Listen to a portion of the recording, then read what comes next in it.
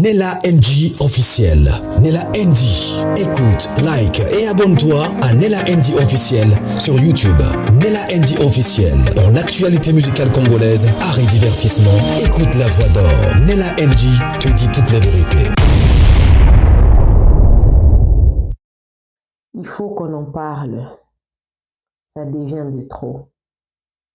Maman Nadège Mbouma, la femme du pasteur Atom Mbouma, va bientôt mourir parce qu'elle est dans les loges.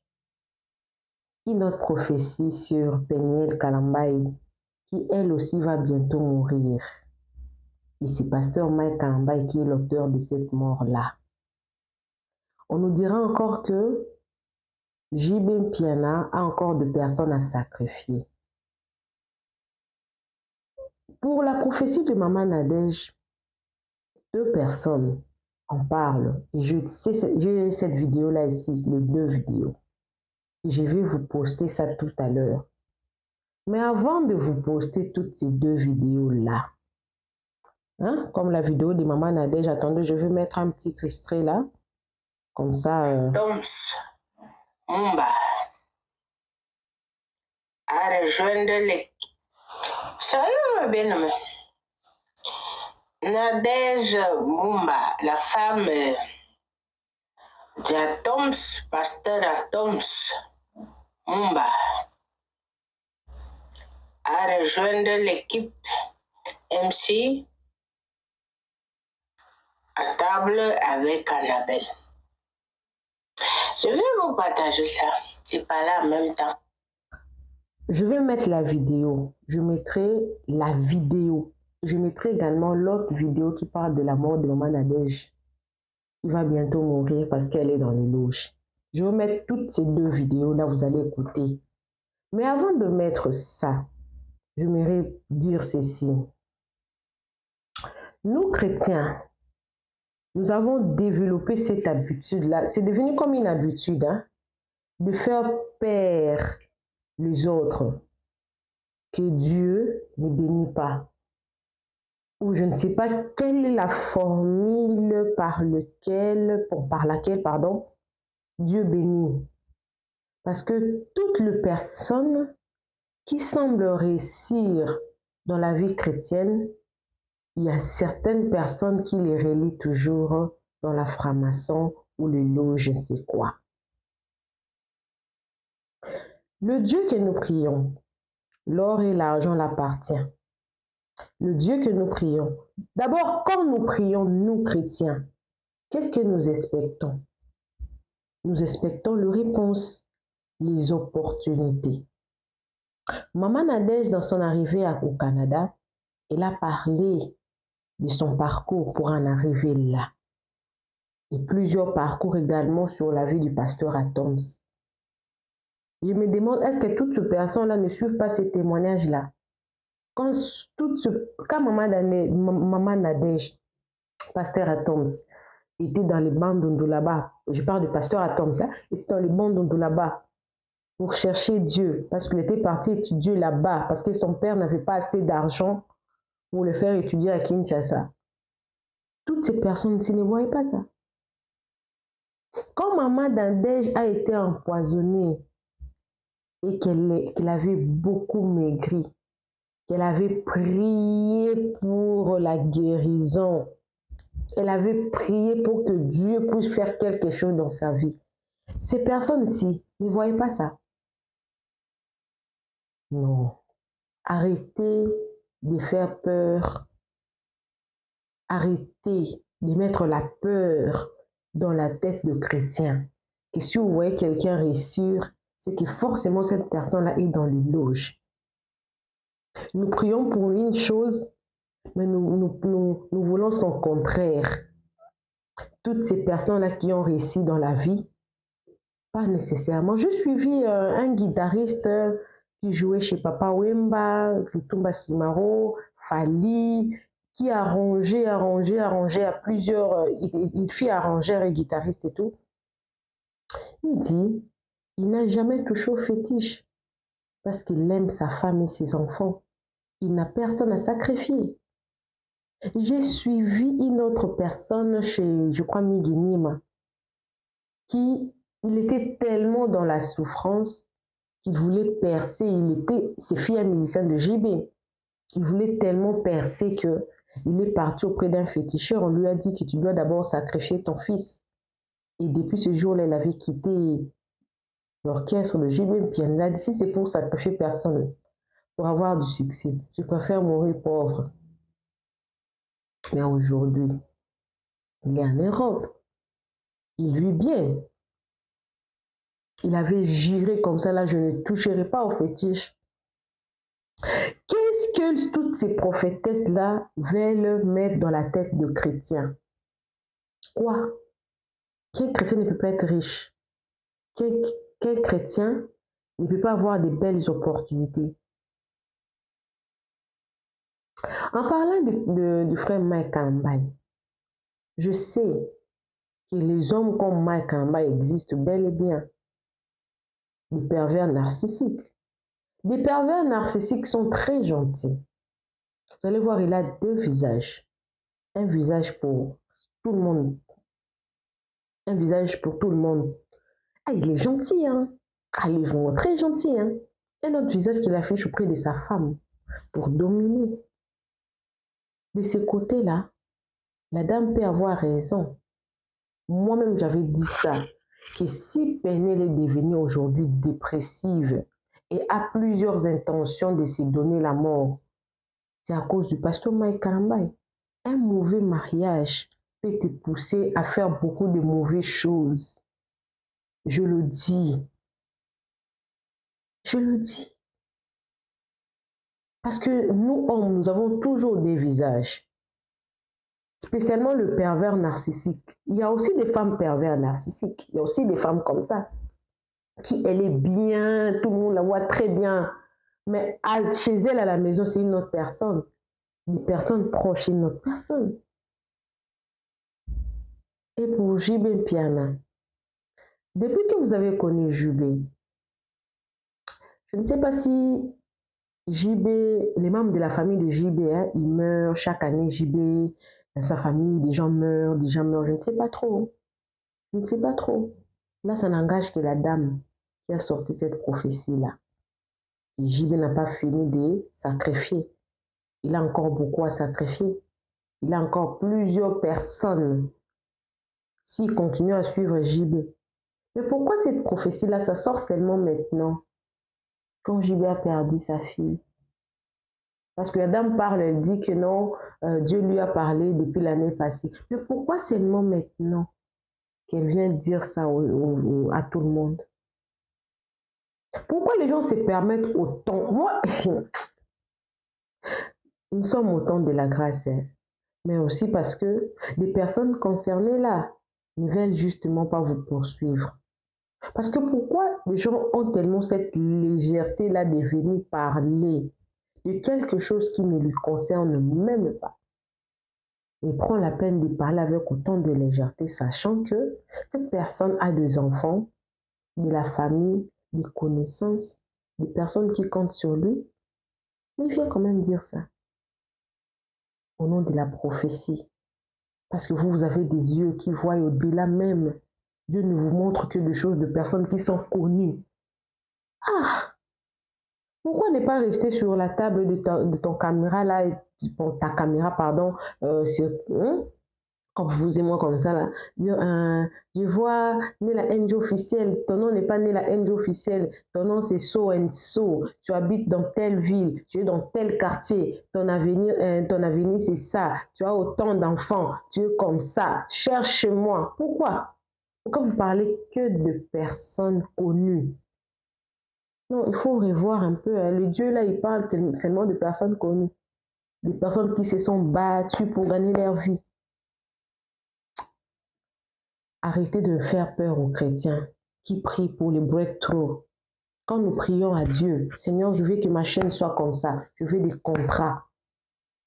Quand je prie, tout ce que vous demanderez en priant, croyez que vous l'avez reçu et vous le verrez s'accomplir. Et ça s'accomplira certainement. Isara a qui citer? Arrêtez de faire croire aux chrétiens que quand vous voyez une personne très élevé, c'est seulement le fétiche qui fait ça, c'est seulement le loge. Dieu aussi bénit. Dieu aussi bénit. Dieu là, le Dieu que nous il bénit aussi. L'or et l'argent, la terre entière l'appartient. Ma musulman, baza tellement riche. Dubaï, ça va musulman. Pourquoi nous seulement chrétiens, on est comme ça, bornés comme ça? Ça m'énerve cette chrétienté des fois. Hein? Quand une personne est riche ou trouve des belles opportunités, qu'ici? Pourquoi? Arrêtez ça. Vous faites peur aux enfants de Dieu. Dieu aussi bénit. Dieu aussi donne les opportunités. La société nous toujours salon. Les arabes, la société, il y a la chrétienté. Mais ceux qui nous allés dans mon toki arrêtez ça. Arrêtez. Je ne vous contredis pas, mais je vous dis d'arrêter. Il faut arrêter ça. Zamba pambolaka. Je vais vous mettre toutes ces vidéos-là, vous allez suivre. Vous serez très déçus. J'étais vraiment très déçue. Trop même. Pourquoi chercher l'amour de quelqu'un? Si c'est... admettons qu'elle est dans les loges parce qu'elle a suivi les pasteurs atomes, c'est tout comme ça. Ok. C'est vous qui allez mourir. C'est elle-même qui va mourir.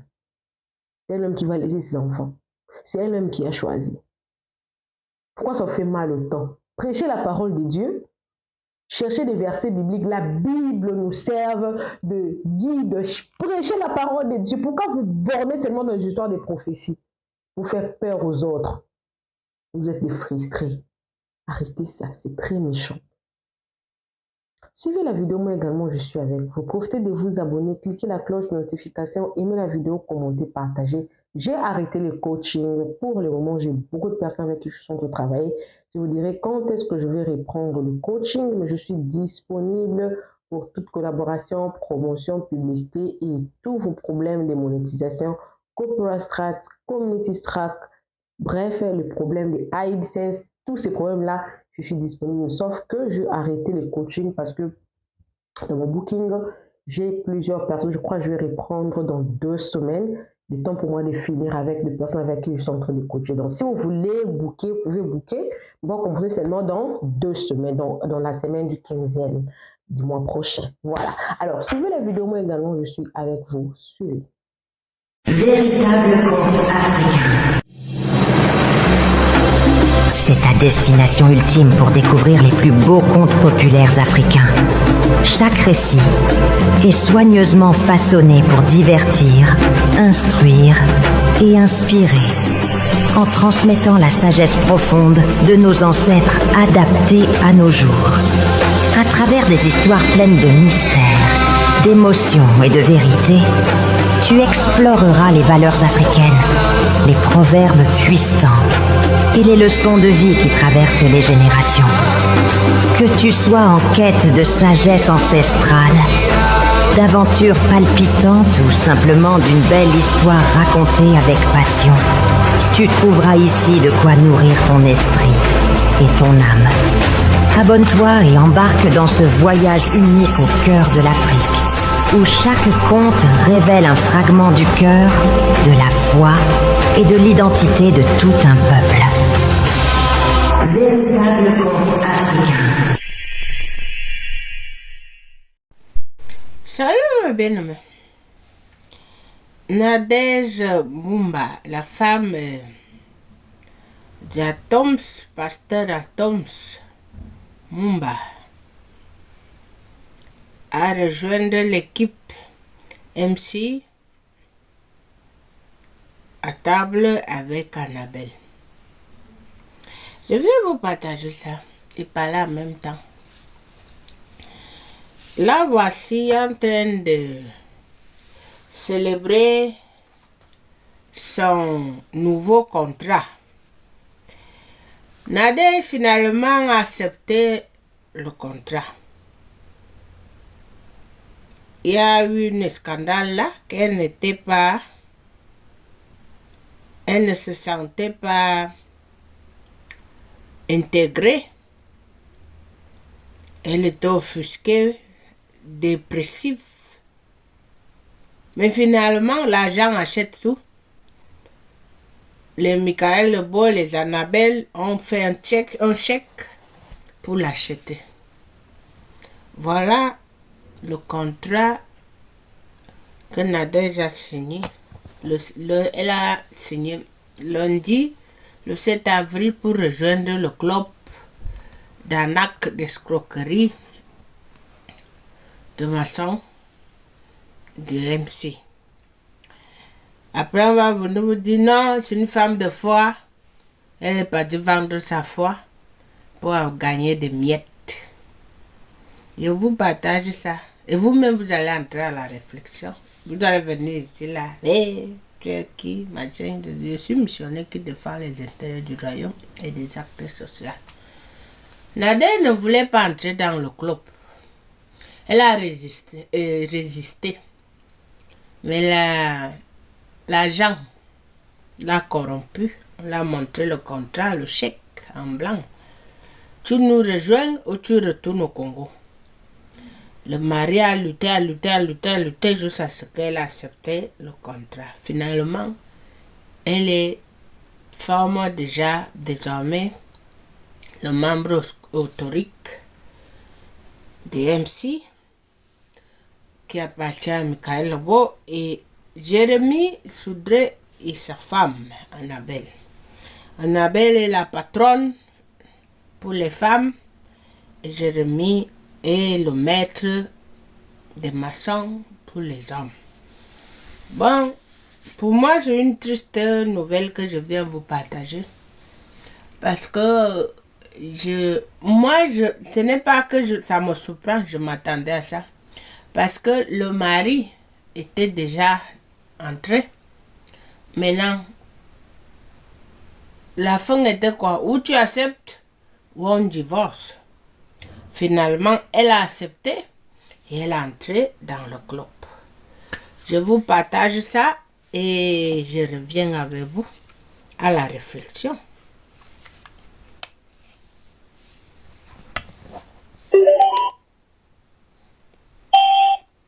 Quand on vous dit que l'argent... Très heureuse d'avoir rejoint l'équipe à table avec Annabelle.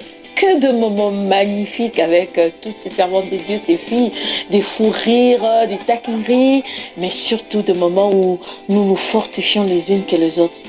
Nous sommes bénis, que ce soit dans les coulisses, que ce soit sur les plateaux, des vraies bénédictions. Et je crois que le Seigneur va continuer à vous faire du bien au travers de cette émission à table avec Annabelle. Alors accrochez-vous. Très heureuse d'avoir rejoint l'équipe à table avec Annabelle. Que de moments magnifiques avec toutes ces servantes de Dieu, ces filles, des fous rires, des taquineries, mais surtout des moments où nous nous fortifions les unes que les autres.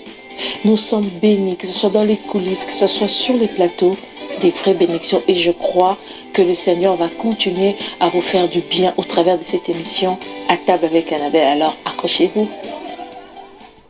Très heureuse d'avoir rejoint l'équipe à table avec Annabelle.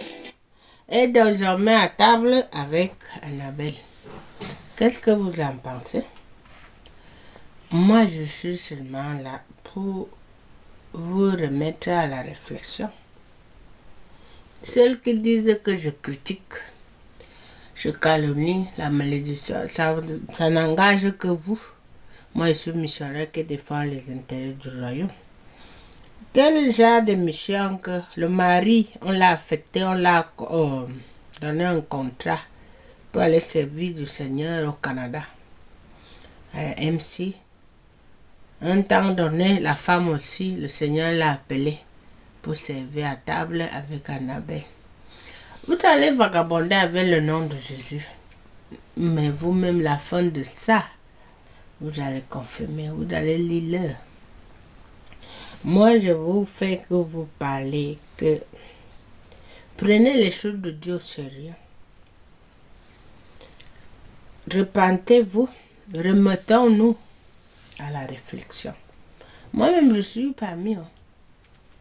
Moi, je suis partante de revenir à la raison. De revenir à Matthieu, ça c'est la lumière. Si je ne mets pas ça, ça me couche. C'est déjà ce que je suis. Nous revenons à Matthieu 11, 28. Moi, je suis fatigué de vous tous, de tout. Je reviens.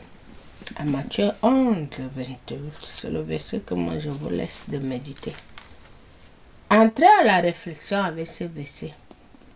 Laissons-nous, Paul a dit ceci, revenons à l'appel que Jésus-Christ nous fait. Venez à moi.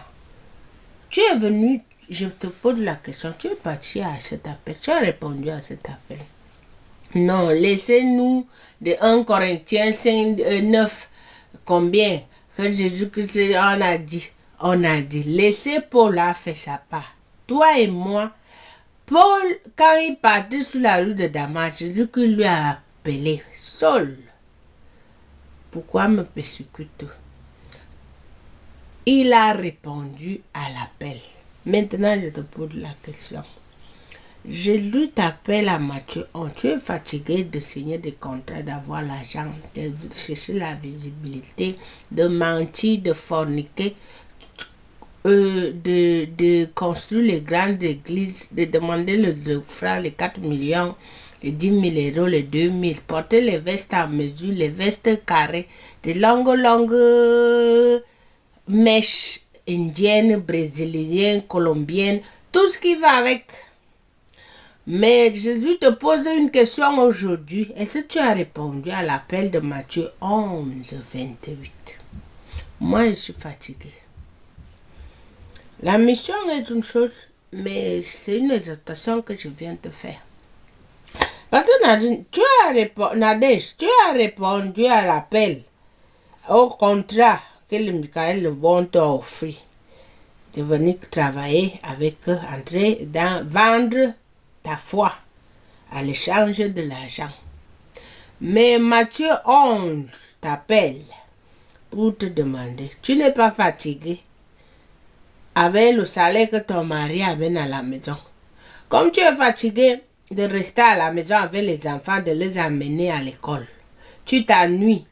Maintenant, pourquoi tu ne réponds pas à l'appel de Matthieu 11, 28? Attends, c'est ma question et la question de Jésus qui nous pose, nous tous. Est-ce que nous allons nous répondre à cet appel? Charger des comptes bancaires, charger des vêtements. On a des chaussures qu'on ne porte même pas, les sacs qu'on ne porte même pas. Tu achètes, tu accumules. Rien ne change. Maintenant, ma question est la question de Jésus qui te pose. Est-ce que tu as répondu à l'appel de Matthieu 11, 28? Je te laisse à la réflexion. Je suis missionnaire qui défend les intérêts du royaume et des actes sociaux. Ciao.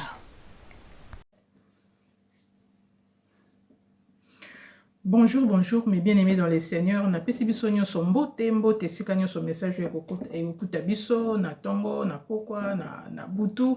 Ça dépend l'heure nini o nzamba osala ngolo landa message oyo.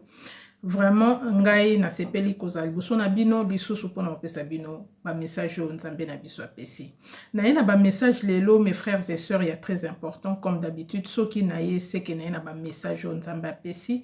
Na ye na ba message pona batu 4, je pense, pour na sœur Nadège, pour na Peniel na Mike Kalambay, pour na JB, voilà.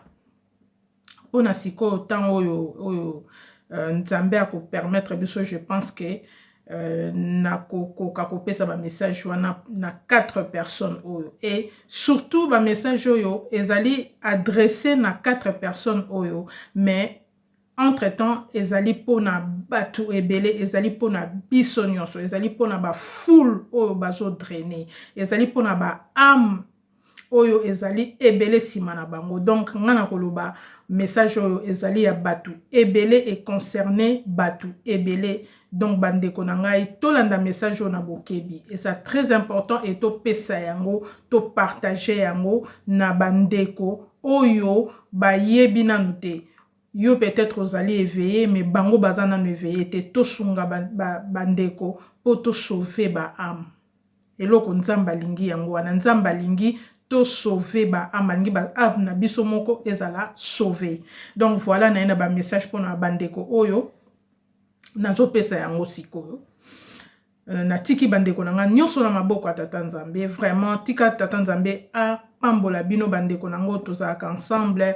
Mama brillante, vraiment nzambe a pambola yo bolingo ebele na ba mama nanga nyonso. Nzambe nanga amona bino, abakisela bino, a pambola bino, qu'il vous donne ce que votre cœur désire. Na bana mouvement TV nyonso tika ete nzambe a pambola bino na baposa na bino nyonso pe abatela biso, abandana biso message on ebandeli ti na suka.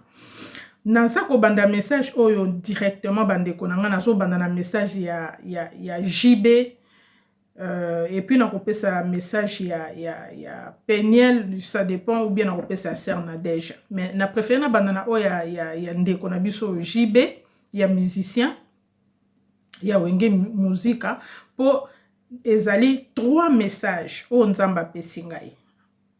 Donc na koti mbala moko po na ton na biso, mes frères et sœurs, bato nyonso o balandaka JB, entourage nyonso tu ya JB ya ndeko na biso JB, na ye moko ndeko na biso JB bo komisela ye message oyo. Puisque ba message oyo na ye nango ezali ngana kolobeza 3 messages. Pourquoi? Po nzamba pesaki nga message ya liboso po na JB na yaki kopesa yango te. Bandeko na pesaki message wana te po na plusieurs raisons. Na bondelaki po na ye, na bondelaki po na ye. Po na ngai na kanisaki ke nzambe apesi nga message wana ye na bondeli po na ye esili eleki. Bandeko na nga nzambe yaki kopesa nga deuxième message il y a 2 semaines passées. Nzambe yaki kopesa nga deuxième message po na ye. Na pesaki toujours ka message wana te, na baki non, na kobondela po na ye, vraiment, na zalaki vraiment na makasi ya koya kopesa message wana te, na bi non, na kobondela po na ye, na zalaki na ba message mosusu ya mboka ebele o bomoni nga na so pesa, na yaki kopesa na ba message wana ya mboka. Et ndenge na zolo ba boy mercredi, ya semaine o tozo silisa, mercredi. Message oyo ndenge na tiebo peut-être na reposta ngo lundi ou mardi ya semaine oyo. Nde tozo babo toza dimanche. Na zwaki message oyo mercredi. Ça dépend ndenge ni na reposter message oyo. Na rotiango en ligne. Na zwaki message oyo mercredi. Alors l'air na moni makambo ezoleka et puis na moni nzambe ko insister a pesinga lisusu message mercredi pour na ndeko na biso JB. J'ai compris que Dieu insistait na boyi na ngai makila ya bato za na maboko na ngai, na boyi nzamba ya ko condamner ngai aloba na yebisaki yo ndenge Ezekiel elobi na biso. Soki nzamba pesi yo likambo, alobi na mutu likambo yo mema kende koloba po makila ya bato wana za na maboko na yo te. Yango wana tango nzamba pesi nga 3e message na bi non. 3 messages, c'est que nzamba zo insister, il faut na telema na pesa message. On a zongi na message ya liboso. Bande ko bolanda message yo très bien po ekosunga. Ekosunga population na biso mobimba. Ekosunga bato ebele. O bazali balandaka ndeko na biso JB, o balandaka musique na ye, o bazaka ba fan na ye, boyoka ba message oyo. Nalalaki bandeko na nga nzamba zolakisa ngai na telemi na place moko. Place na telemaki na moni voiture moko eye. Voiture moko kitoko. Eye eleki liboso nanga tellement muke et se garé telemi. Alors nga na telemi na zotala. Lokola molimo amemaki nga fungoli nga misu pona mona. Na moni muto abimi na voiture wana, mukolo voiture wana. Muto abimi na voiture wana na tala bozaki JB. JB abimi na voiture wana a pusani mwa muke ake atelemi pembeni. Ake rotelema pembeni. Tangu JB atelemi pembeni bandeko nanga. Na quelques minutes, l'air car JB atelemi pembeni. Après quelques minutes, molimo abina nga tala makambo zo salama. Na moni mbala moko voiture ya JB. Voiture wana oya yaki nango agare. Ya bimi na kati. Na moni mbala moko voiture wana epeli moto. Voiture wana ya JB epeli moto. E bandiko zika. Mais alors, moto o ezopela na voiture wana nga na tango na telemi na zotala na moni voiture wana ezo zika matériellement te. Mais moto ezopela makasi e lingi voiture wana mobimba ezipi voiture wana mobimba. Donc voiture wana ya jibe ezinga maki na moto makasi. Mais ya telemi libanda place a telemaki ya bimi ye moko a telemi ye moko. Azaki na inquiété te. Azota la voiture na wana ndenge ezopela moto. Azaki inquiété te. Mais nga na mona trouvé qu'il bizarre. Voiture na ezozika, mais azaki na inquiété te. Mbala moko mes frères et sœurs. Na moni batu babandi ko bima na voiture wana ya jibe na se ya moto wana. Eloko dépassé kinga na se ya moto wana babandi ko bima na voiture. Batu babandi ko bima mutu moko abimi ya mibale ya misato basi na mibale babandi ko bima bazo landa bazo bima bazo traverser moto wana. Siko l'air bazo bima bazo traverser moto wana moto wana ezo tumba bango te po moto wana pe ezo tumba mutuka te mais moto makasi. Siko nga na lobi place na zaki na lobi mais bato bazo bima na moto wana bazo zika te bo c'est que bato na nzambe azo bikisa bato awa. Pona moni batu bazo bima. Mais il y a vandi a telemi place a telema qui il faisait rien, il bougeait pas autant la kaka. A autant la mutuka ndenge zozika. Abandi pe komona batu na nde bazo bima. Batu babimi nombre bato babima na kati ya mutuka on eza jamais nombre o ekomema. C'était une voiture normale, les qui busté. Les qui camion, les qui voiture normale il y a 7 places. Donc voiture il y a comment on dit il y a 4 portières. Voiture anormale. Alors, batu babimi balandani. Après na moni batu batiki ko bima. Siko moli mwanzolo balanga batu babimi na mutuka oyo, mais babimi bango nyonso te. Bamsu batikali consumer na moto wana. Bamsu batikali consumer na moto wana. Mba moko na lamuki na stuki na pongi. Ezaki ndoto nabi nzambe nanga me olakisi nga nini po so na bi na pesa message na pesa ye message na pesa batu po ça lui concerne pas seulement lui mais batu ebele wana na mona kelingi kolakisa nini nazaki troublé na ndoto na bandeko na bondela ki po na ndenge na utaki koloba na bi bon ndenge na bondeli na tika nzambe asala ndoto oyo nazwi yango oyo nazoloba siko nazwi yango l'année passée eza ya année oyo ndenge nga nayaka koyebisa bino na tiaka nzambe oyo akela likolo na si maloba no aloba moto akosela nzambe likambo te parce qu'il sera maudit nakosaka na kombo nzambe te ezalaki année passée. Alors na bondeli po na ndoto na bi soki nzambe abimisi bato na moto seka sauver bato bongo ba o batikali na kati ndoto ane troublaki nga na bondeli esili na pesa message wana ti. Bandeko nanga na bandi komona makambo ezo salama na pesika message ote na pesa ki yango te na bandi komona bato ndenge bazo kufa na moni yango ekomi de trop na pesi nanga ka message wana te na bonde na bi nzambe ndoto olakisaki nga lelo na moni bato bakomi kokufa bazolanda na boye pona nini na bondeli na bi nzambe yo moko oyebi na pesi message wana te na lali 2 semaines passées. 2 semaines passées awa na lali bandeko nanga nzamba bandi kolakisa nga likambo bolanda ndoto malamu na lali nazomona JB atelemi nesika moko na sima na ye bato ebele basali molongo. Alors molimo azopesanga bato o basali molongo na sima na ezali na ba musicien na ye na bato nyonso balandaka ye. Mes frères et sœurs, bango nyonso bato batelemaki na JB ye moko atelemaki liboso balati pembe blanc penza neti ya Satan, blanc makasi balati pembe. Basali file indienne mulongo mulai na sima ya JB mtatelema liboso. Après cela, namoni JB afukami.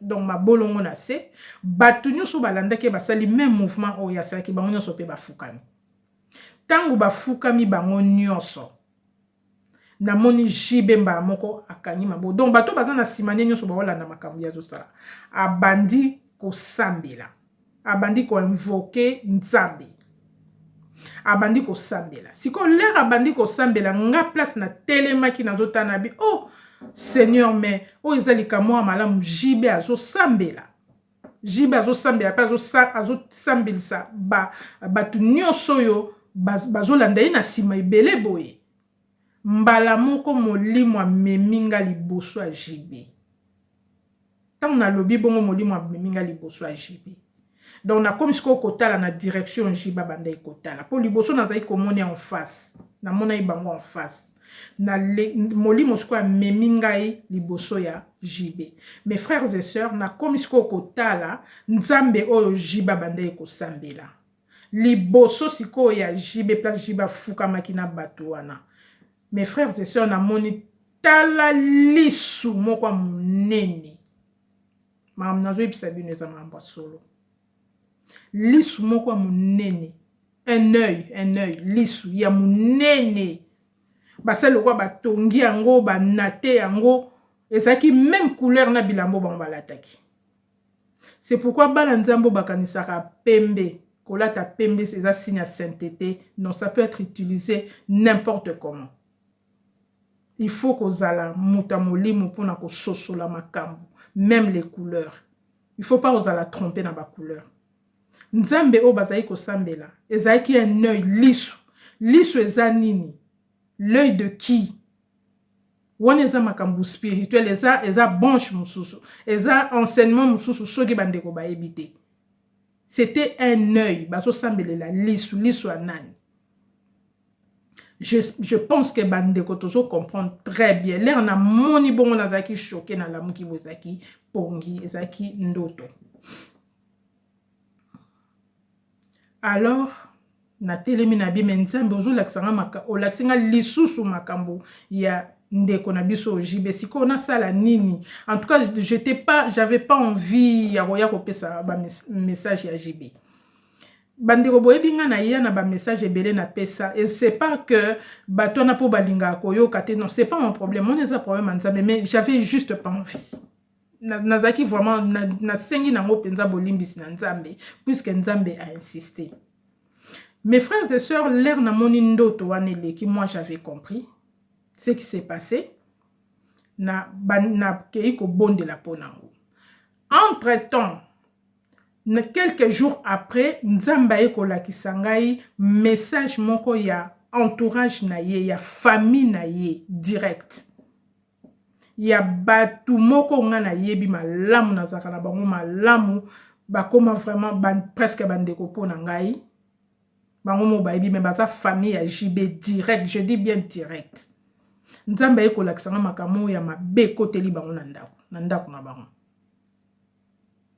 Tant nzamba la kisanga bona bi pona nini na moni bango baza bandeko ya JB na bi non na luka bango na yebisa bango.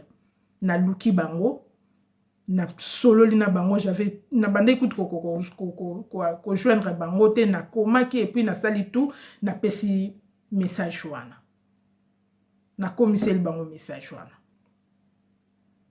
après cela na biloko na sali boloko nzamba la kisinga bongo na bondeli pe na komisi message en tout cas lokola nzamba la azola kisanga ndeko na bango pe azola kisanga bango boye c'est un danger pona bango na pesi bango message wana esili bandeko na ngai na pesi ba message oyo te nzamba lobi na ngai yo ozoyoka te il faut pesa message puisqu'il y a beaucoup de gens qui sont impliqués boyoka bandeko na lali lisusu mercredi ndenge na uti koloba mercredi o eleki lelo toza dimanche so na pesi na tie message en ligne peut-être semaine prochaine bokozwango après mende na zoloba botoza lelo dimanche message wana zwango mercredi o eleki na lali bandeko na nga nzamba zolakisanga nakomi na mboka moko nakomi na mboka ngo nazoyeba mboka ngo te nam nakoma na mboka ngo te namoni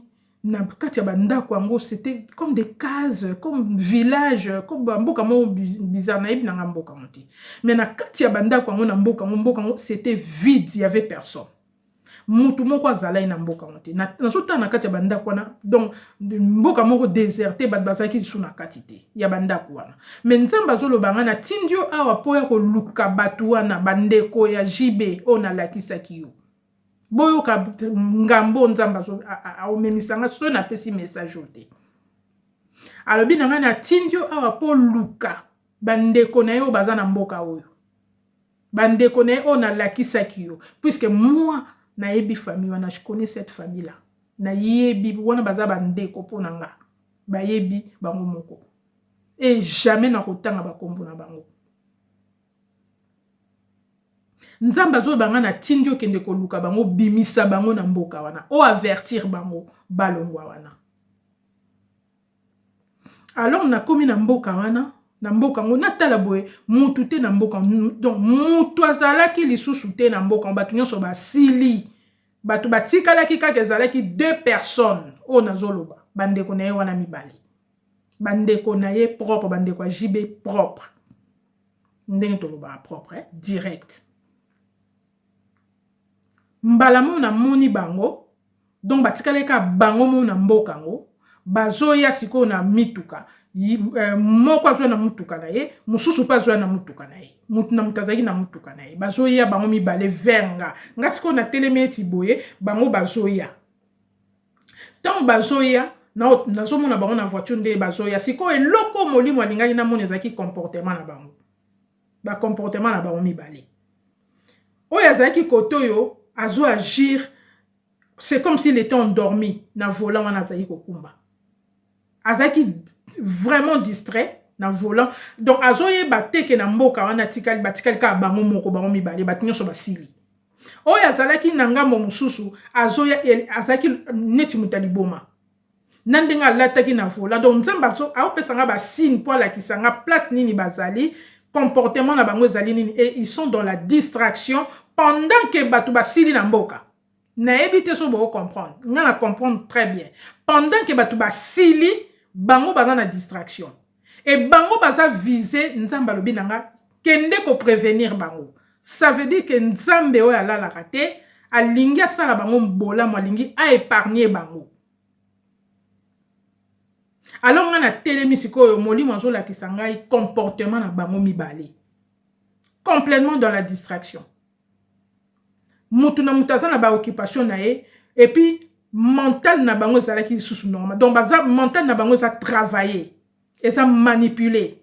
Bazo e ba sous même pas eska baza e ba soute baza na place ni na mboka nini, et puis na mboka ngo nini ezo sala mana batu baza li susute. Batikali bango moko. Namona ki yango tellement grave na bi Seigneur, c'est pas possible. Il faut na pesa un message. Na boy na ngambo batu makile sopa na ngai ezala na maboko na ngai na koke na pesa message wana. Oya zana mato ya koyoka ayoka. Entourage na ye, libota na ye, bandeko nzamba pesi précisément laksinga bango mibale, bandeko ya ye direct na zo sala tout na koti sa message wana ba comprendre ango penza que soki nzamba zo lobela bango bo c'est qu'il y a un danger. Et à part ça, il y a beaucoup de gens nzamba laksinga na yebite o baza simanaye. Alors na ye ko délivrer ba message oyo azana souci ya am na ye asa na message ndenga lingi. Na lobi déjà que na boya ki nanga waya opesan. Pour nga na ya kate po ba mona nga batala nga non, je viens donner des messages o euti pa ya mokeli. Na ka opesa ba message azunga utiliser nga ndenge wana. Na ka olukelo msuti. Na ka olukate na benga batu, na ka olukate batu ba mona nga non na ka kopesa ce qui est très important. Donc voilà, message oya souka na jui pour na jibe na entourage na na libota na jongo mercredi oyo na eko pesa bande ko bayebi très bien basa na message attention. Libota basa na message très attention. ngai na suki wana makambo mosusu etali ngai te nzambe molimo mosantu alandisa message oyo akomisa yango na bato oyo alingi esimba mitema na bango. Voilà, nakangi message ya jibe soki nzambe apesi nga message mosusu lokola ekomi makambo mosusu nzambe azo insister, je viendrai na roya de la part du Seigneur. Na koti na message ya Peniel. Na koti na message ya Peniel, j'espère que na kozwa temps ya kopesa sœur Nadège, maman Nadège pe message na ye. Message ya Peniel ezalaki nini? C'était aussi l'année passée. Ezalaki le 1er novembre. Le 1er novembre, il y a 2024. Na lali nzamba zola kisanga, Peniel a koufi. Elle était morte. Peniel était morte. Siko moli mazolo banangai. Peniel est morte, mais elle s'est suicidée. Elle s'est suicidée, a koufi na suicide. Elle est morte. Siko on a place na télémaki na bandi ko regretter na bandi ko lela. Mais pourquoi sali boye? Pourquoi Peniel a tué fin na vie na ye? Et ça contre la parole de Dieu. Pourquoi Peniel a mis bomi? Pona nini? Na bandi ko regretter na zo milela. Sikoyo naoki molimo bandi ko loba na ngai. Peniel a koufi, a se suicidé, mais finalement, yen a juillet. Azo loba na nga bonga siko nazo comprendre. A bandeli lisusu. Nabi nazo comprendre lobi na nga finalement ye a zu molimo o ya lingaki. A sali posa na ye o ya lingaki kosa na bomo na ye. Il est arrivé à ses fins. Si quand on finalement a zui oya lingaki, donc muto a lingaki Peniel a koufa a sali posa na ye. Tant azo lo bananga bonga azo comprendre azo lo banani. Natala bona moni Mike Kalambai. Bandeko na solo ba message o na bandela kayango. Na bandela kango malamu pour bo comprendre. Pour tant nazo banalinga oya opesa sous ba message a boité. Pour na boy et kende et comme ba miniature na linga ngote. Donc ngai nazali a pour na ko pesa message nzambe pour na ko sonner ko pesa ko niata na sonner d'alarme. Pour na ko pesa mutu tala nzamba zo mona makambo zo sala tika makambo zo sala zonga na nzela. Pour na ko orienter peuple ya nzambe.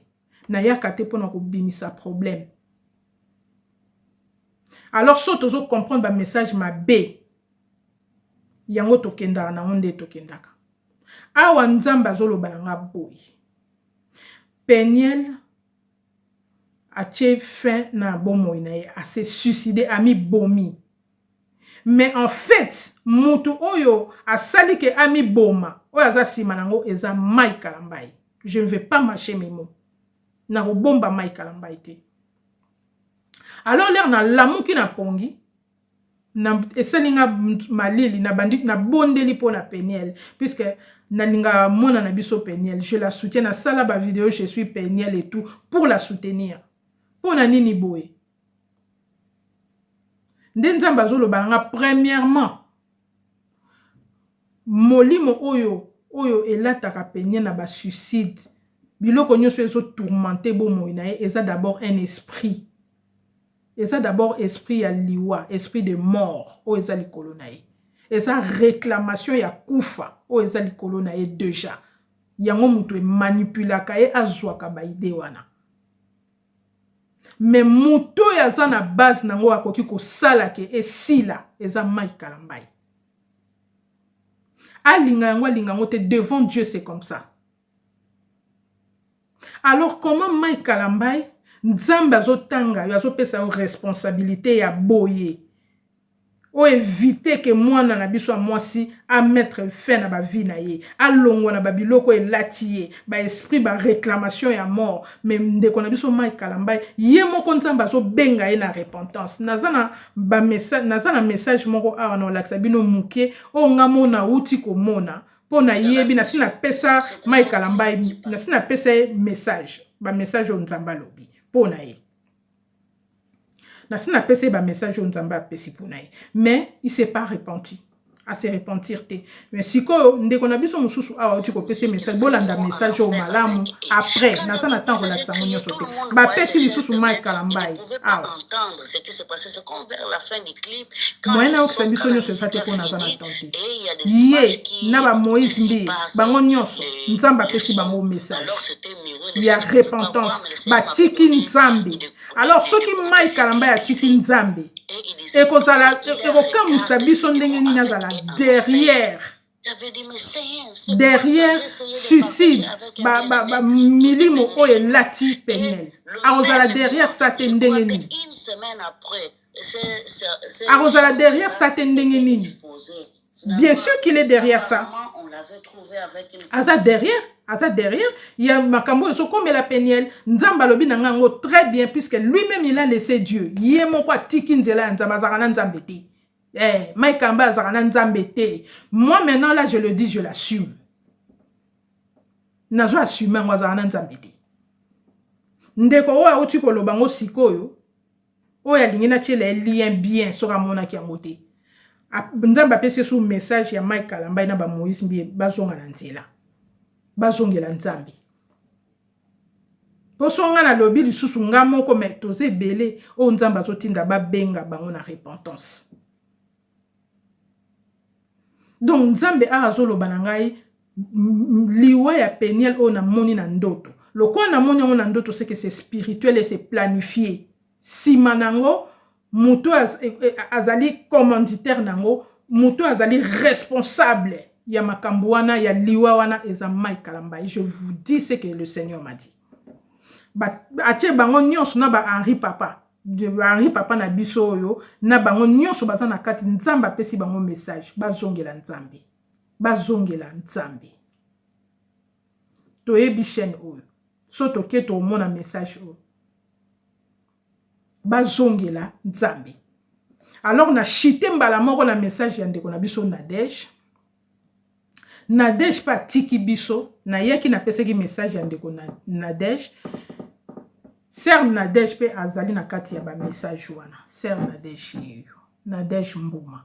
Ye pa azali na kati. Nzambe azobenga ye na repentance. Ye pe atiki nzambe. E bazo mema full ebele na sima na bango. Bazo mema batu ebele na sima na bango. Bazo bungisa batu nzela. Bazo perdre ba âme ya nzambe. Bazo détruire ba âme. Bazali susu na nzambe te. Na pesaki message moko ya ndeko Nadège. Na lobaki makambo nzamba la kisinga pona ndeko Nadège. Mais batu mususu ba comprenaki. Comme d'habitude, batu mususu ba ndima kite. Mais Dieu continue à insister. Yango na zo sa biso boe bandeko nanga. Biso batu tolanda batu toa bana ma be ba fanatique. Des fanatiques sont des malades. Ba fanatique baza ba drogués. Ba fanatique bazo bateke bango mutu bazo memisa bato nyonso na enfer. Bino nde boko mema bango na moto na lifelo. Bozo betela bango maboko pendant que nzamba bazo bisa bango repentez-vous. Pendant que nzamba bazo bisa bango bozonga na nzela bino bozo betela bango maboko. Bino nde bozo bebisa bango. Bino nde bozo mema bango na enfer. Nzamba ko tuna bino ba compte. Pe boye bango ke bato balandaka bato ya mabe. Oyo bazana nzambe te. Na bango bakoma ba carpet, na bango babunga nzela, na bango baomona nzambe te, bakomona gloire ya nzambe te. Na bato balanda ezaka bango moko te, na bato balanda bango surtout bao babetela bango maboko, bao baza ba fanatique na bango aveuglement, bozo aider bango te. Tant nzamba bengi bango na repentance boye, bino batali boso bokoya ko tia ba commentaire a buzoba aw. Bokoya ko loba makambo ezanga tina pendant que nzamba zo benda bango matoyi ezali bino nanbo donc bino bosa plus dangereux que bango ba fanatique bino donc bolinga nzambe te boyebi nzambe te boluka nzambe bino moko te boza na communion moko te na nzambe boza na relation moko te na nzambe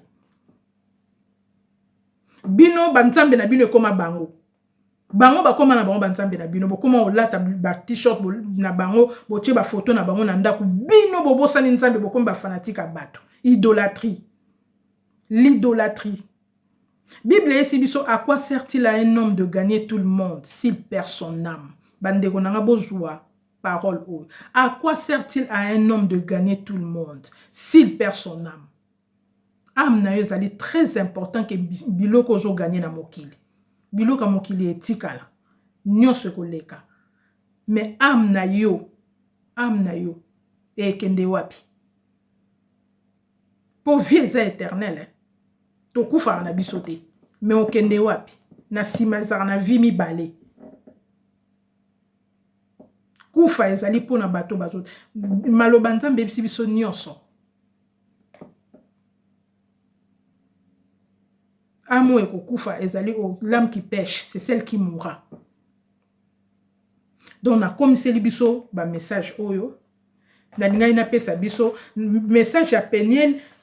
En fait naza na message mosusu nzambe apesaki nga après message moko très profond nakopesa ngo yango eza mwa mulai mais message wana nalingi napesa yango na Peniel, nalingi vraiment napesa yango na Peniel puisque eza très très très important. Et ça très important mais nakozonga nango après. Nakoya nango pona pesa ngo pe bana nzambe puisque eza vraiment important. Et ça important mais napesi Peniel na bana nzambe nyonso napesi biso ba verset au Luc 10:19, Matthieu 28:16, Matthieu 18:18, Acte 3:4. Puissance ya kombo na Yesu. Peniel simba Yesu makasi. Message on a pesa ezali tellement troublant et lakisa biso makasi ya nzambe. Et ko lakisa biso puissance ya kombo na Yesu. Puissance ya kombo na Yesu. Simba kombo na Yesu makasi. Kombo na Yesu mutakosa ote Peniel. Message oyo ba version na ngi Peniel atanga ngo malamu. Utiliser kombo na Yesu na bo solo. Muto ozwa am na yo azate. Muto ko frapper yo azate. Muto akangamaka na Yesu muta frapaka ya azate. Kombo na Yesu ezana puissance mususu. Je veux vous dire c'est que nzamba lakisi nga meminga na makambo yo te. Kombo na Yesu ezana nguye moko osakana te. Soki Yesu wana tende ba biso neti ngayo. Nde ba komisanga chips basala na ngande balingi me ba okokanga te liko na kombo na Yesu. Na kozonga lisuko pesa ba message etika na oya pesa message oyo mais na pesi ba verset oyo esunga biso esunga Peniel e bana na nzambe basali na nzambe obozo mema bato ebele ndeko na biso jibe nzamba bengi bino na repentance à la repentance na suki o na message oyo na koya kopesa ba message mosusu soki Yesu Kristo azongi te. Au revoir. Nella NG officiel. Nella NG. Écoute, like et abonne-toi à Nella NG officiel sur YouTube. Nella NG officiel. Pour l'actualité musicale congolaise, art et divertissement, écoute la voix d'or. Nella NG te dit toute la vérité.